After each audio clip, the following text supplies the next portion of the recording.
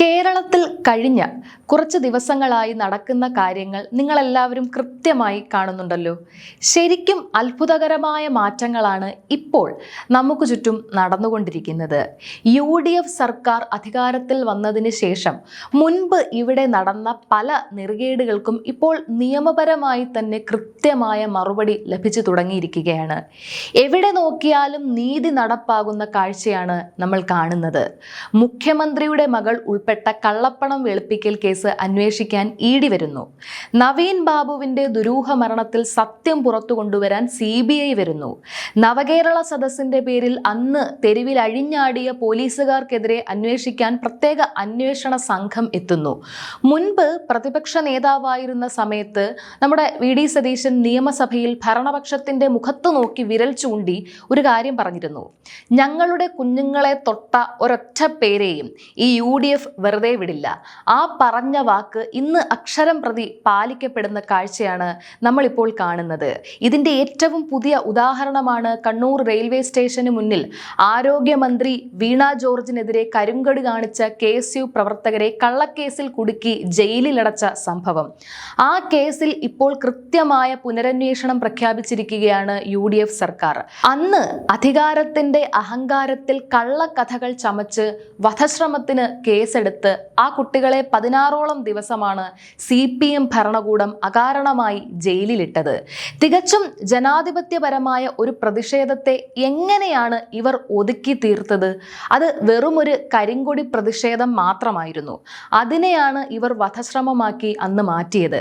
നമുക്കറിയാം അന്ന് വീണ ജോർജ് ഭരിച്ചിരുന്ന ആരോഗ്യ വകുപ്പിന്റെ അവസ്ഥ എന്തായിരുന്നു. തികച്ചും കുത്തഴിഞ്ഞ നാഥനില്ലാത്ത അവസ്ഥയായിരുന്നു കേരളത്തിൽ. വയറ്റിൽ കത്രിക കുടുങ്ങിയ സംഭവം, അനാസ്ഥ കാരണം കുഞ്ഞിന്റെ കൈ മുറിച്ചു മാറ്റേണ്ടി വന്ന സാഹചര്യം, മരുന്നില്ലാതെ സർക്കാർ ആശുപത്രികളിൽ പാവപ്പെട്ട രോഗികൾ വലഞ്ഞത്, ഇങ്ങനെ എന്തെല്ലാം തരത്തിലുള്ള ദുരന്തങ്ങളാണ് നമ്മൾ അന്ന് അനുദിനം കണ്ടത്. ഇതേക്കുറിച്ച് മാധ്യമങ്ങൾ ചോദിക്കുമ്പോൾ മന്ത്രിയുടെ വക സ്ഥിരം പല്ലവിയുണ്ട്: ഇതൊക്കെ ഒറ്റപ്പെട്ട സംഭവങ്ങളാണ്. ജനങ്ങളുടെ കണ്ണിൽ പൊടിയിടാൻ വേണ്ടി ഓരോ അന്വേഷണ കമ്മിറ്റികളെ അപ്പോൾ പ്രഖ്യാപിക്കും. എന്നാൽ ഒന്നിന്റെയും റിപ്പോർട്ട് പുറത്തു വരില്ല. ബ്രഹ്മപുരത്ത് വലിയ തീപിടുത്തമുണ്ടായി. വിഷപ്പുക ഉയർന്നപ്പോൾ ഭാവിയിലെ പ്രത്യാഘാതം പഠിക്കാൻ വെച്ച ഡോക്ടർമാരുടെ കമ്മിറ്റിയുടെ റിപ്പോർട്ട് എവിടെയെന്ന് ഇന്നും ആർക്കും അറിയില്ല. പരിയാരം മെഡിക്കൽ കോളേജിലെ ജീവനക്കാരുടെ അഴിമതികളെ കുറിച്ച് അന്വേഷിക്കുമെന്ന് പറഞ്ഞിരുന്നു. ഒന്നും നടന്നില്ല. ഇങ്ങനെയുള്ള കടുത്ത ജനദ്രോഹ നിലപാടുകൾക്കെതിരെയാണ് അന്ന് KSU പ്രവർത്തകർ തികച്ചും ജനാധിപത്യപരമായി തെരുവിലിറങ്ങിയത്. അതിന്റെ ഭാഗമായാണ് കണ്ണൂർ റെയിൽവേ സ്റ്റേഷനിൽ വെച്ച് 2 KSU കുട്ടികൾ വന്ന് മന്ത്രിക്ക് നേരെ കരിങ്കൊടി കാണിക്കുന്നത്. അവിടെ യഥാർത്ഥത്തിൽ എന്താണ് സംഭവിച്ചത്? മന്ത്രി വരുന്നു, കുട്ടികൾ കരിങ്കൊടി കാണിക്കുന്നു, പോലീസും ഗൺമാന്മാരും ചേർന്ന് അവരെ തള്ളി മാറ്റുന്നു. മന്ത്രി തിരുവനന്തപുരത്തേക്ക് പോകാൻ തൊട്ടടുത്ത പ്ലാറ്റ്ഫോമിൽ വന്ദേ ഭാരത് ട്രെയിനിൽ കയറുന്നു. ആ സമയം വരെ മന്ത്രിക്ക് ഒരു കുഴപ്പവുമില്ല, ഒരു പരിക്കുമില്ല, ഒരു പ്രകോപനവുമില്ല. എന്നാൽ 3ാമത്തെ പ്ലാറ്റ്ഫോമിൽ വെച്ച് അന്നത്തെ സ്പീക്കർ AN ഷംസീറുമായി മന്ത്രി ഒരു കൂടിക്കാഴ്ച നടത്തുന്നു. അതിനുശേഷമാണ് കേരളം കണ്ട ഏറ്റവും വലിയ നാടകം അരങ്ങേറുന്നത്. മന്ത്രിക്ക് പെട്ടെന്ന് കഴുത്തിന് കടുത്ത വേദന വരുന്നു. നേരെ ആശുപത്രിയിൽ അഡ്മിറ്റ് ആകുന്നു. മിനിറ്റിന് മെഡിക്കൽ ബുള്ളറ്റിൻ ഇറങ്ങുന്നു. മന്ത്രിയുടെ ജീവൻ തന്നെ അപകടത്തിലാണെന്ന രീതിയിലാണ് CPM കേന്ദ്രങ്ങൾ അന്ന് പ്രചാരണം നടത്തിയത്. മാത്രമല്ല, ഈ വലിയ നാടകത്തിൽ അന്ന് മന്ത്രിയെ ചികിത്സിച്ച ഡോക്ടർമാരും പങ്കാളികളായി എന്നതാണ് ഏറ്റവും വലിയ നാണക്കേട്. മന്ത്രിക്ക് 3 ആഴ്ചത്തെ കടുത്ത വിശ്രമം വേണം, കഴുത്തിന് ഗുരുതര പരിക്കാണ് എന്നൊക്കെയാണ് അവിടുത്തെ ഡോക്ടർമാർ അന്ന് എഴുതിവിട്ടത്. പക്ഷേ പിറ്റേ ദിവസം നമ്മൾ എന്താണ് മാധ്യമങ്ങളിൽ കണ്ടത്? ICUവിൽ ഇരുന്ന് നേഴ്സുമാർക്കൊപ്പം ചിരിച്ച് സെൽഫി എടുക്കുന്ന നമ്മുടെ ആരോഗ്യമന്ത്രി.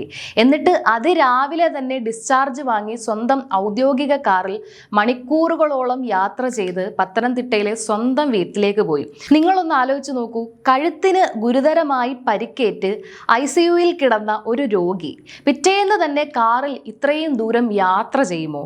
ഒരു സാധാരണക്കാരന് പോലും മനസ്സിലാകുന്ന കാര്യമാണിത്. ഇതെല്ലാം അന്ന് KSUക്കാരെ അകത്തിടാൻ വേണ്ടി മാത്രം കെട്ടിച്ചമച്ച ഒരു വലിയ ഗൂഢാലോചനയായിരുന്നു എന്ന് ഇതിൽ നിന്നെല്ലാം വ്യക്തമാണ്. ഈ കേസ് കോടതിയിൽ എത്തിയപ്പോൾ തന്നെ പോലീസിന്റെ കള്ളക്കഥകൾ പൂർണ്ണമായും പൊളിഞ്ഞു വീഴുകയാണ് ചെയ്തത്. കോടതി അന്ന് പോലീസിനോട് ചോദിച്ചു, നിങ്ങൾ വധശ്രമത്തിന് കേസെടുത്തിട്ടുണ്ടല്ലോ, ആക്രമിക്കാൻ ഉപയോഗിച്ച ആയുധം എവിടെ? ഈ ദൃശ്യങ്ങളിൽ എവിടെയെങ്കിലും പ്രതിഷേധക്കാർ മന്ത്രിയുടെ അടുത്ത് പോലും വരുന്നുണ്ടോ? ഒരു കറുത്ത തുണിക്കഷ്ണമല്ലാതെ ഇവരുടെ കയ്യിൽ വേറെ എന്താണുള്ളത്? കോടതിക്ക് കാര്യങ്ങൾ കൃത്യമായി മനസ്സിലായതുകൊണ്ടാണ് ആ കുട്ടികൾക്ക് അന്ന് ജാമ്യം ലഭിച്ചത്. ഇപ്പോൾ പുറത്തു വരുന്ന പുതിയ വെളിപ്പെടുത്തലുകൾ വിരൽ ചൂണ്ടുന്നത് അന്നത്തെ മുഖ്യമന്ത്രിയുടെ പൊളിറ്റിക്കൽ സെക്രട്ടറി പി ശശിയിലേക്കാണ്. മാതൃഭൂമി പത്രത്തിലടക്കം വന്ന വാർത്തകൾ നമ്മൾ കണ്ടതാണ്. തന്നെ ആരും മർദ്ദിച്ചിട്ടില്ലെന്ന് മന്ത്രി തന്നെ പിന്നീട് മൊഴി നൽകിയിട്ടും മുഖ്യമന്ത്രിയുടെ ഓഫീസിൽ നിന്ന് പി ശശി നേരിട്ട് ഇടപെട്ടാണ് ഗൺമാന്മാരെ കൊണ്ട് മൊഴി മാറ്റിച്ച് ഇതൊരു വധശ്രമ കേസാക്കി മാറ്റിയത്. ഇനി കേരളത്തിൽ തങ്ങൾക്കെതിരെ ആരും പ്രതിഷേധിക്കാൻ തെരുവിൽ ഇറങ്ങരുത് എന്ന ഭീകരമായ സന്ദേശം യുവാക്കൾക്ക് നൽകാനാണ് CPM അന്ന് ശ്രമിച്ചത്. ഈ കള്ളക്കേസുകൾക്ക് പിന്നിൽ നടന്ന വമ്പൻ ഗൂഢാലോചനയാണ് ഇപ്പോൾ UDF സർക്കാർ അന്വേഷിക്കുന്നത്. ഈ പ്രത്യേക അന്വേഷണം കൃത്യമായി മുന്നോട്ടു പോകുമ്പോൾ CPMലെ പല ഉന്നത നേതാക്കളും അന്ന് വ്യാജ റിപ്പോർട്ട് നൽകാൻ കൂട്ടുനിന്ന ഡോക്ടർമാരും കുടുങ്ങും എന്ന കാര്യത്തിൽ യാതൊരു സംശയവുമില്ല. ഇപ്പോൾ CPM പതിവ് പോലെ ഒരു പുതിയ ക്യാപ്സൂളും കൊണ്ട് ഇറങ്ങിയിരിക്കുകയാണ്. UDF സർക്കാർ ഞങ്ങളെ രാഷ്ട്രീയമായി വേട്ടയാടുകയാണ്. തങ്ങളുടെ നേതാവിന്റെ മകൾ നടത്തിയ സാമ്പത്തിക തട്ടിപ്പ് അന്വേഷിക്കാൻ വന്ന ED ഉദ്യോഗസ്ഥരെ ക്രൂരമായി തല്ലി ഓടിച്ച CPM ഗുണ്ടകളെ അറസ്റ്റ് ചെയ്യുമ്പോൾ, വടകരയിൽ ജനങ്ങളെ ഭിന്നിപ്പിക്കാൻ കാഫിർ സ്ക്രീൻഷോട്ട് ഉണ്ടാക്കിയവരെ പിടികൂടുമ്പോൾ, നവകേരള സദസ്സിൽ സ്വന്തമായി ലാത്തിയുമായി വന്ന് നമ്മുടെ കുട്ടികളെ തലക്കടിച്ച് വീഴ്ത്തിയ പോലീസുകാർക്കെതിരെ കേസെടുക്കുമ്പോൾ അതിനെ രാഷ്ട്രീയ പകപോക്കൽ എന്ന് വിളിക്കാൻ കഴിയില്ല. അത് നിയമവിരുദ്ധമായി വേട്ടയാടപ്പെട്ട സാധാരണക്കാർക്ക് നീതി ലഭ്യമാക്കലാണ്. അതിനെ വേട്ടയാടൽ എന്ന് വിളിച്ചാൽ ജനങ്ങൾ അത് അംഗീകരിക്കില്ല. ഒരു ജനാധിപത്യ സർക്കാരിൻ്റെ യഥാർത്ഥ കടമ എന്ന് പറയുന്നത് ഇരകൾക്കൊപ്പം നിൽക്കുക, അവർക്ക് നീതി ഉറപ്പാക്കുക എന്നതാണ്. അതാണ് VD സതീശന്റെ നേതൃത്വത്തിലുള്ള ഈ സർക്കാർ ഇപ്പോൾ ഇവിടെ ചെയ്തുകൊണ്ടിരിക്കുന്നത്. കള്ളക്കേസുകൾ കൊടുത്ത് KSU കുട്ടികളുടെ ഭാവി തകർക്കാൻ നോക്കിയ മുൻ മന്ത്രി വീണ ജോർജും അവരുടെ പിന്നിൽ നിന്ന് കളിച്ച CPM കോട്ടകളും ഇതിന് കൃത്യമായ മറുപടി പറയേണ്ടി വരും. അധികാരം എക്കാലവും തങ്ങളുടെ ഒപ്പമുണ്ടാകുമെന്ന അഹങ്കാരത്തിന് കാലം കാത്തുവെച്ച ശക്തമായ മറുപടിയാണിത്. സത്യം എന്തായാലും പുറത്തു വരിക തന്നെ ചെയ്യും.